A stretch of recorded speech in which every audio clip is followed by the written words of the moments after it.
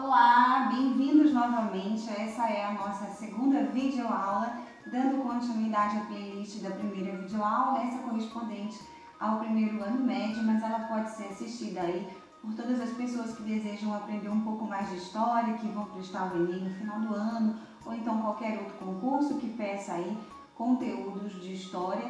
Bem-vindo a todos, vamos trabalhar. Nós vamos falar hoje sobre os povos da Mesopotâmia. Nós aprendemos na videoaula anterior que Mesopotâmia significa terra entre os rios Tigres e Eufrates, onde começou as primeiras civilizações, onde as pessoas deixaram de ser aí pessoas que passaram a ser sedentárias, deixaram de ser pessoas nômades, aprenderam aí a revolução agrícola, fizeram a revolução agrícola e aprenderam aí a plantar e a colher e que começaram a se fixar, formando as primeiras civilizações. Se você está vendo aí no seu vídeo, acompanhe com a professora, vai dizer que os povos da Mesopotâmia, ela era ocupada, essa região, por dois grandes grupos de povos, tá?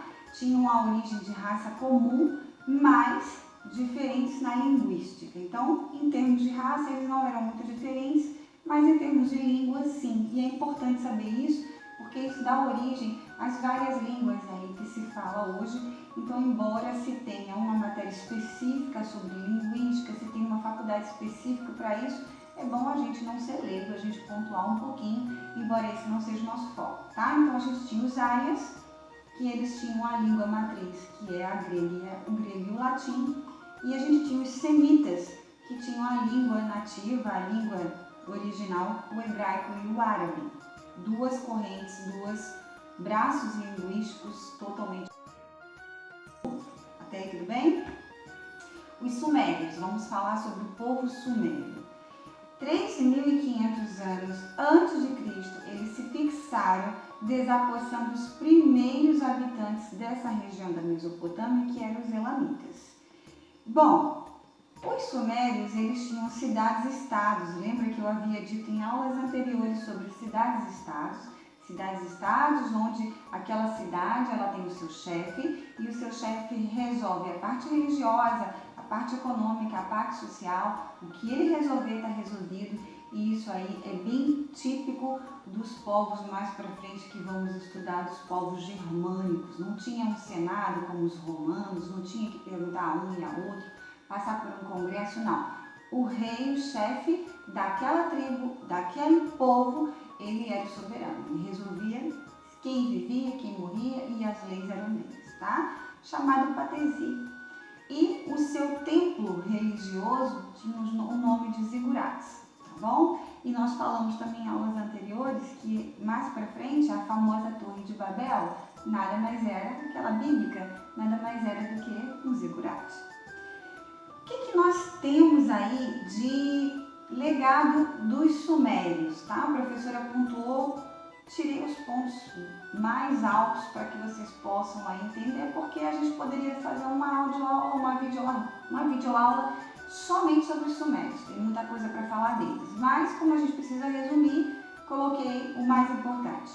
A gente tem de legado dos sumérios o uso do horóscopo. Se as pessoas hoje elas seguem, elas leem, elas veem o seu horóscopo, signos, isso veio lá dos sumérios, tá? Muito importante a gente saber os legados. Por que a gente estuda? Eu sempre falo isso.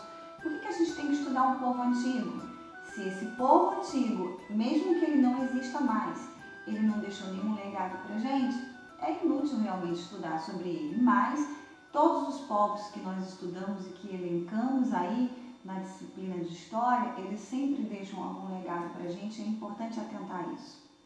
A agricultura irrigada, ou seja, a rede de canais, foram os sumérios que fizeram rede de canais para que a água pudesse percorrer a distâncias mais longas e poder irrigar plantações que não tivessem aí tão perto do leito dos rios.